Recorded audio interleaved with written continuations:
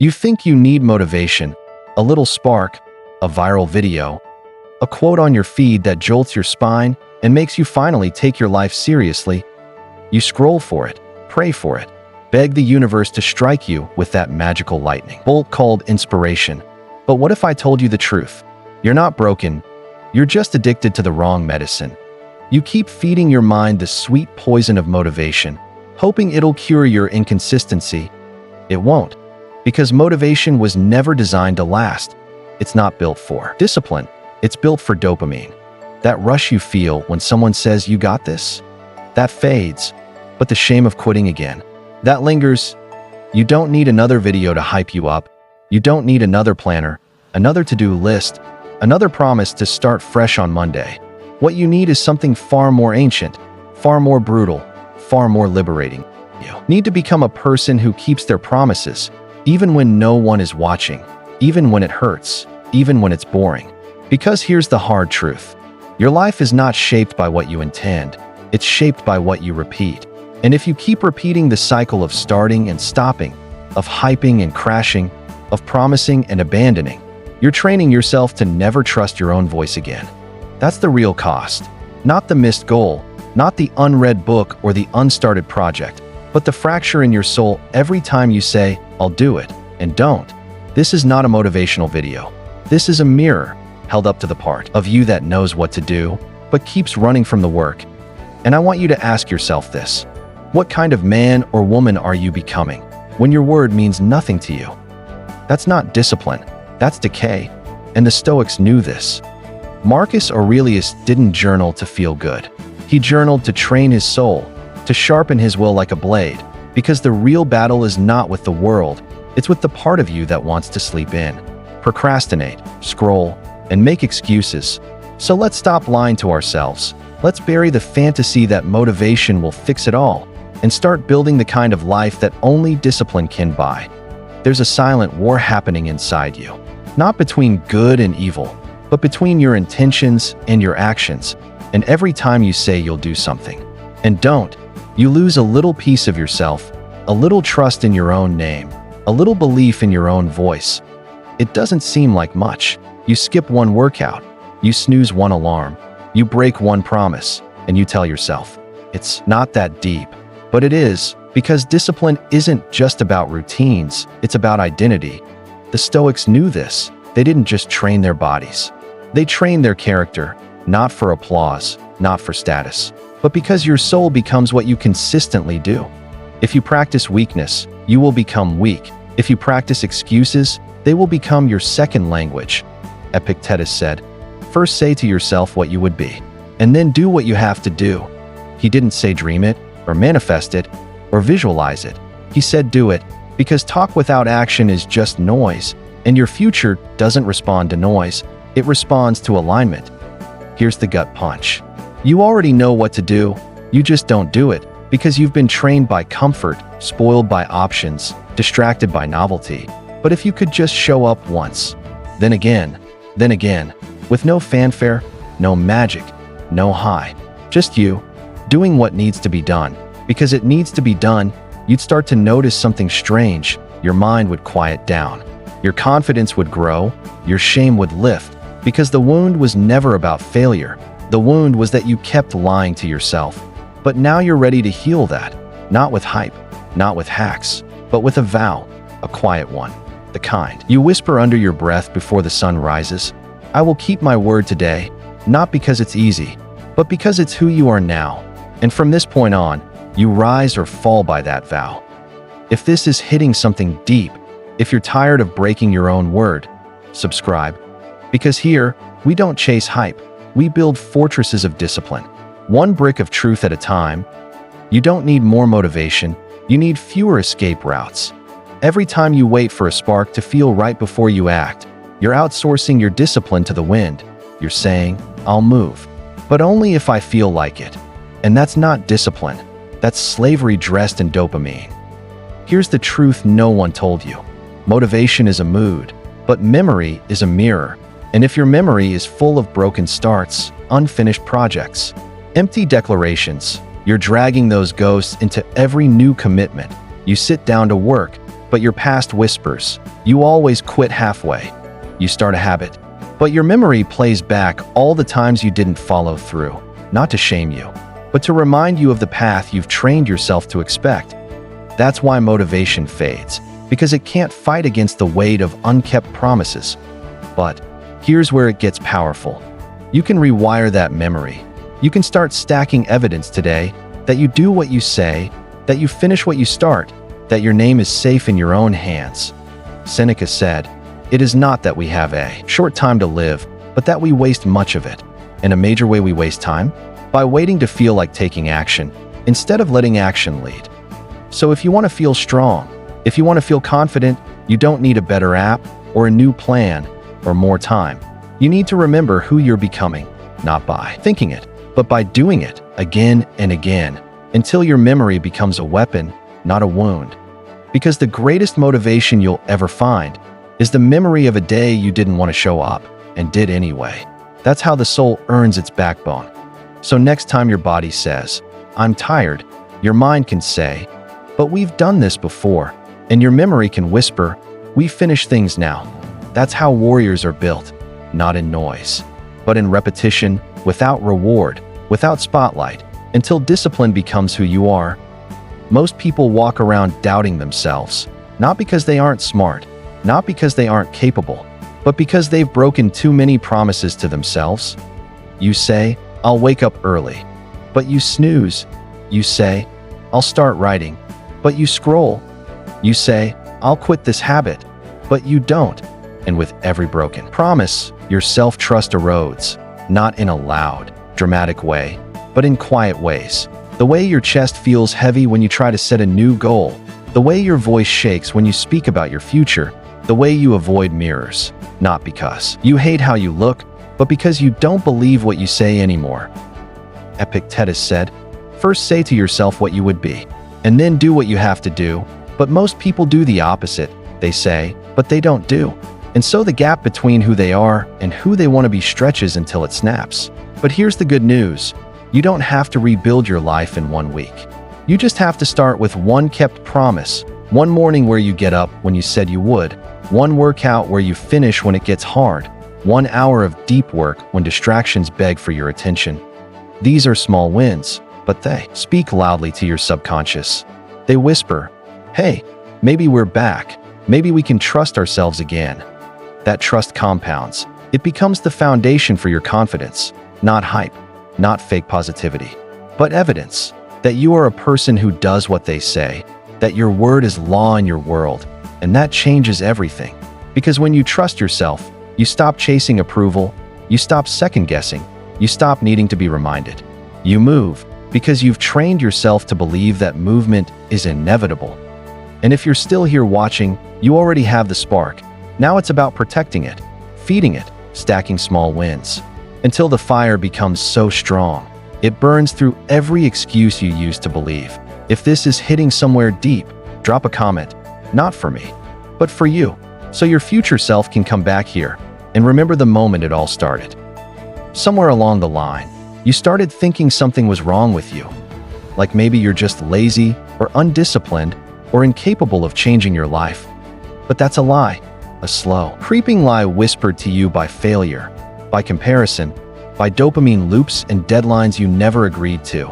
It's not that you're broken, it's that you're out of alignment. Your values don't match your actions, your mind is scattered. But your heart wants focus. You crave simplicity, but you keep feeding chaos. You say you want peace, but your daily rituals scream otherwise. The Stoics were clear about this. Seneca said, "Life is long if you know how to use it, but most of us are just spending time, not investing it." We scroll out of boredom, eat out of distraction, work out of anxiety, sleep out of exhaustion, not intention. And here's the thing, when your actions don't reflect your inner truth, you will always feel uneasy, you'll always feel off. Even if nothing is technically wrong, you'll feel it in your posture, your sleep, your tone, even in your silence. Because alignment isn't about being perfect, it's about being honest. What do you really want? Are your daily habits moving you closer to it, or pulling you further away? That's the Stoic audit, and it's brutal, but necessary.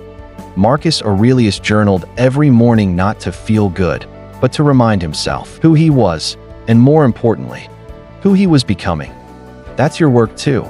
Not to beat yourself up, but to realign, to bring your life into sync with your highest values, your deepest truths, and your quietest callings. You don't need another hack. You need clarity. You need solitude. You need to sit down with your soul, not a podcast, not a productivity system, just you, a page, and the truth. When you start moving in integrity, discipline becomes lighter. Decisions become clearer. You stop feeling like you're forcing everything, because you're no longer fighting yourself. That's the shift, and it's available today, not next year, not when you figure it out, but the moment you decide, I'm done living off sync. Modern life has confused us. We chase comfort, like it's the ultimate goal: soft pillows, fast food, instant replies, minimal effort for maximum pleasure. But what if comfort isn't peace? What if it's the very thing that's keeping you small? Seneca warned us about this. He said, "We suffer more in imagination than in reality, because when your life is too comfortable, you begin to fear anything that disrupts it, even if that disruption is growth, even if that pain is exactly what your soul needs." Comfort tricks you. It feels like rest, but it's actually resistance. It's the subtle whisper that says, "Just 5 more minutes, start next week, don't push yourself today." And at first, it feels nice. But days turn into decades in that loop, and before you know it, you've lived a life where nothing real happened, where no muscles were built, no edges sharpened, no battles fought, no wisdom earned. The Stoics didn't seek comfort. They sought readiness. They practiced voluntary hardship, sleeping on the floor, fasting, going without, not because they were masochists, but because they knew, if you don't train discomfort, it will train you. Here's a truth many avoid. Peace is not the absence of pain. It's the mastery of your reaction to it. It's walking through chaos with calm breath. It's carrying fire in your chest and still choosing grace. You can't get that kind of peace by staying comfortable. You get it by stepping into your discomfort, on purpose, consistently, with courage. It's choosing the cold shower over the warm bed, the difficult conversation over silence, the workout over the scroll, the journal over the excuse. And in those tiny moments, you reclaim yourself. You tell your mind, "I'm in charge now." And you remind your body, "I'm not here for ease. I'm here for strength." That's Stoic peace, not fragile calm that breaks when life gets tough, but unshakable stillness that stands when the storm comes. So ask yourself today, what comforts are keeping you caged? What lies are disguised as peace in your life? And what's one small discomfort you can choose, just one, to start breaking free? Let's be honest, you're not just living, you're performing, posting your routines, curating your growth, documenting every stretch, every journal entry, every peaceful moment for the timeline. And somewhere along the way, you started mistaking that performance for actual transformation. But the Stoics? They didn't care how they looked. They cared who they were when no one was watching.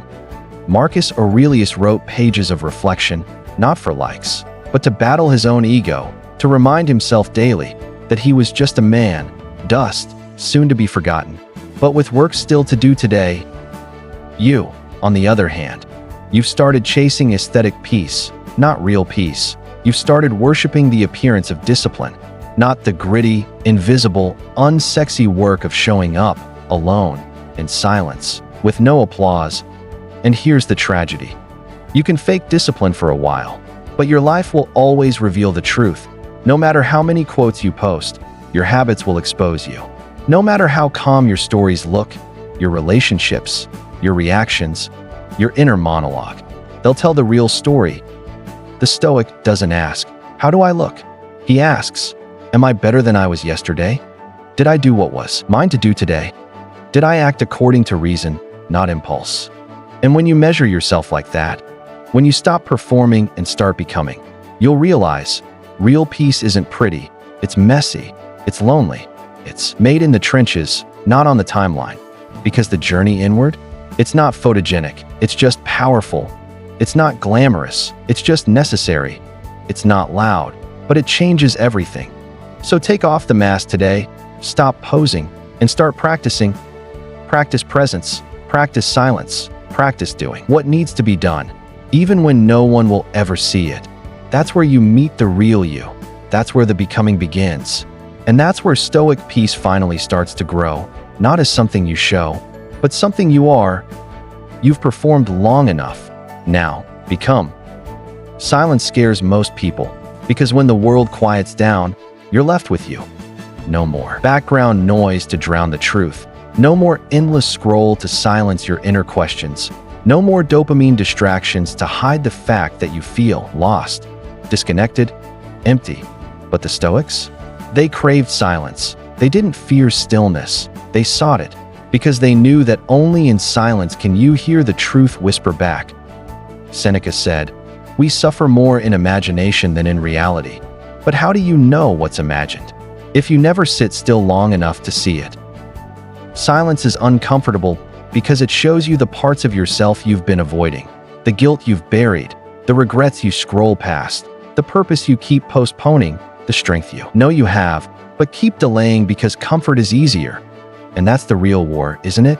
Not against your phone, or the internet, or the world, but against your own inner restlessness. The war against not knowing how to be with yourself.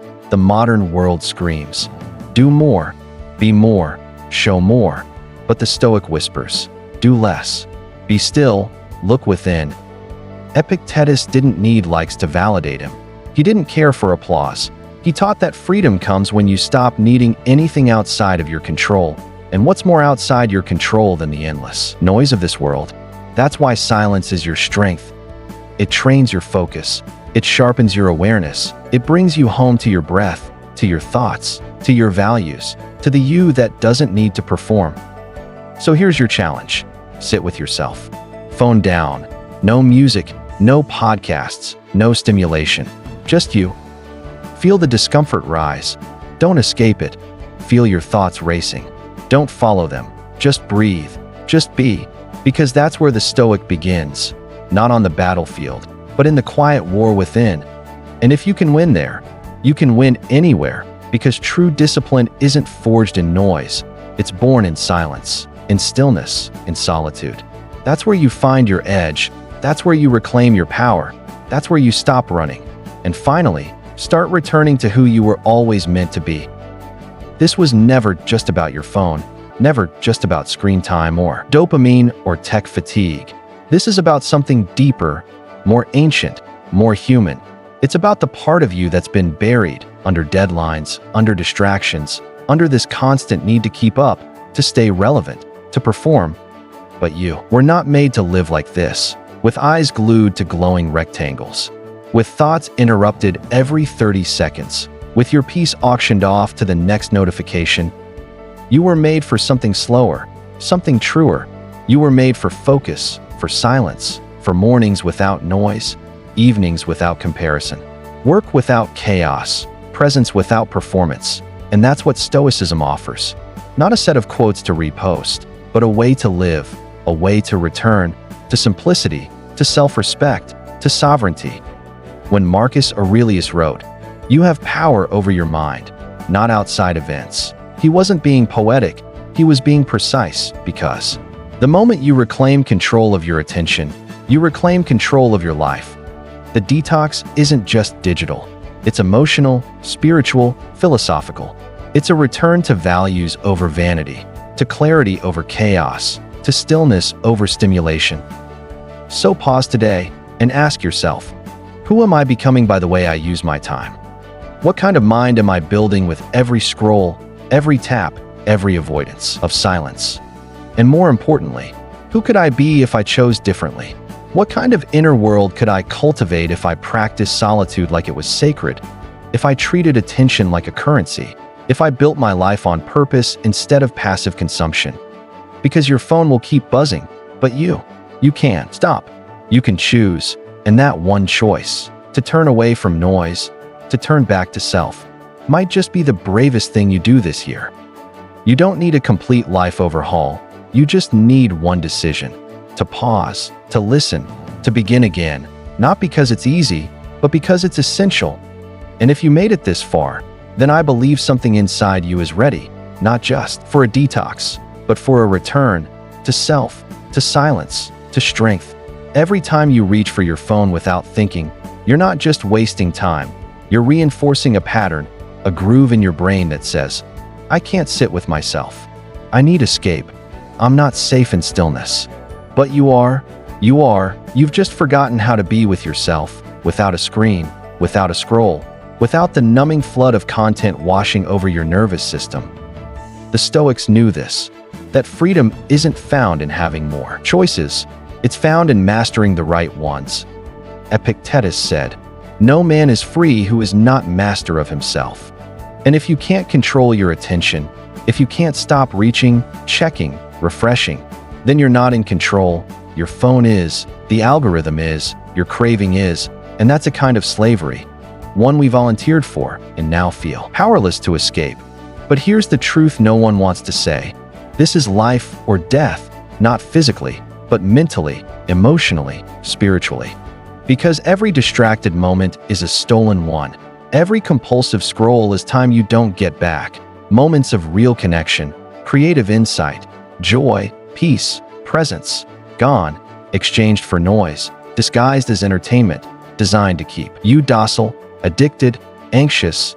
Seneca warned us, it is not that we have a short time to live, but that we waste a lot of it. And today, we're wasting it more efficiently than ever, with better devices, faster speeds, endless feeds. But the antidote isn't to go off-grid or become a monk. It's to reclaim intention, to build habits around awareness, to pause before the impulse, to choose presence over passive escape. You don't have to be perfect, you just have to wake up, to remember that your time is not renewable, that your energy is not infinite, that your life, your one life, is being traded minute by minute for digital junk food. And you're worth more than that. Your attention is sacred, your focus is power, your peace is possible, but only if you fight for it. This isn't about guilt, it's about awakening, about drawing a line in the sand and saying, no more, not because it's dramatic, but because it's necessary. So here's your practice. Pick 1 hour today, no phone, no distractions. Just you, your thoughts, your breath. Sit with whatever shows up, let it rise, and then let it pass, like the Stoics did, like you were born to do. This is the path back to yourself, one silent, brave hour at a time. So what happens when you do sit for that hour? At first, chaos. The noise you try to escape catches up, your brain sprints, your fingers twitch, you feel naked without your phone, like something's missing. But what's missing is the distraction, and beneath it, you find you. Not the curated version, not the filtered one, but the quiet, uncertain, very human you. And that's terrifying, but it's also beautiful, because once you face the discomfort, you find clarity, and in clarity, you remember, you're not your cravings, you're not your scrolling, you're not the persona you project online. You're a living, breathing being with the capacity to think deeply, feel fully, and act with integrity. This is what the Stoics meant when they spoke of freedom. Not freedom from pain, but freedom from compulsion, from being a puppet to impulse and distraction. Marcus Aurelius said, "Nowhere can man find a quieter or more untroubled retreat than in his own soul." But how many of us even know the way back there? Every time you silence the noise, you're carving a path back inward. You're training your mind to trust itself again, not to flee from discomfort, but to sit with it, learn from it, grow through it. Because peace isn't something you find, it's something you practice. Every moment you resist the scroll, every time you choose intention over impulse, you're casting a vote for the kind of person you want to become, and the more you vote, the easier it becomes, until one day, you look around and realize you're not as anxious, not as reactive, not as lost. You're present, anchored, calm in chaos. And this quiet strength, is what people feel when they're around you, not because you brag about it, but because you embody it, you've trained for it. You want to know what's rare? A man who is unfazed, not because he doesn't care, but because he's seen what happens when you chase every notification, every headline, every dopamine spike, and he's chosen something harder, something deeper, stillness. The Stoics knew, You don't control the world, but you do control your response to it. And if your nervous system is constantly hijacked by digital noise, you'll never respond. You'll only react. You'll scroll when you're bored, swipe when you're anxious, buy when you're insecure, post when you're lonely, and all the while, you'll feel more empty, not because you lack value, but because you keep outsourcing your attention to things that can never refill you. That's why Epictetus said, "Freedom is the only worthy goal in life. It is won by disregarding things that lie beyond our control." And friend, your phone, your feed, your inbox, all of it lies outside your control, but what you do with it, that's your arena. That's your chance to step into the day as a warrior, not addicted, not reactive, but aware. So tomorrow, when the world floods in, pause, take a breath, ask yourself, is this pulling me closer to the man I want to become or further away? That's all Stoicism really is, not cold detachment, but ruthless alignment with your highest self, minute by minute, choice by choice. So here's your vow. Protect your peace like a sacred temple, because no one's coming to guard it for you. They want your time, your clicks, your money, but your attention? That's your last frontier of freedom. And if you've made it here, you've already proven you're not like the rest. You're searching for clarity in a fogged-up world, and that matters. Let's loop back to where this began, not with a phone, not with a screen, but with a feeling, that quiet ache, that subtle unrest, that hunger for something more, which we try to silence with noise, but which Stoicism dares us to face. Seneca once warned, "You must linger among a limited number of master thinkers and digest their works if you would. Derive ideas which shall win firm hold in your mind." That means no more chasing endless information, no more hopping from tip to tip, video to video, quote to quote. You need depth, not variety, stillness, not stimulation, philosophy, not performance. Because let's face it, if you check your phone 100 times a day, you're not looking for messages. You're looking for meaning, for certainty, for affirmation, for escape.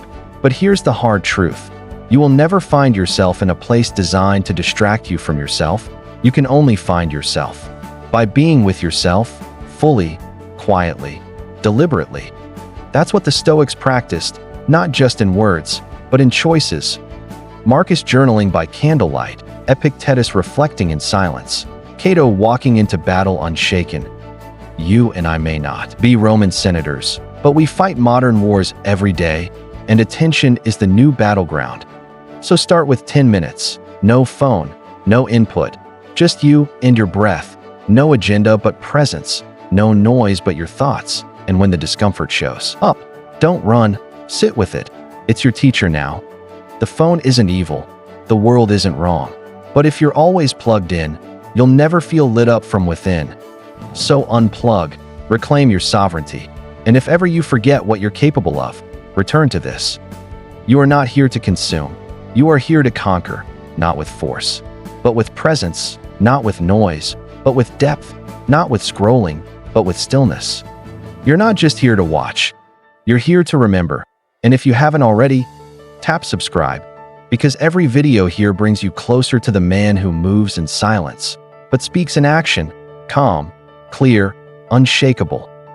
Until next time, be slow to react, quick to reflect, and ruthless about your peace.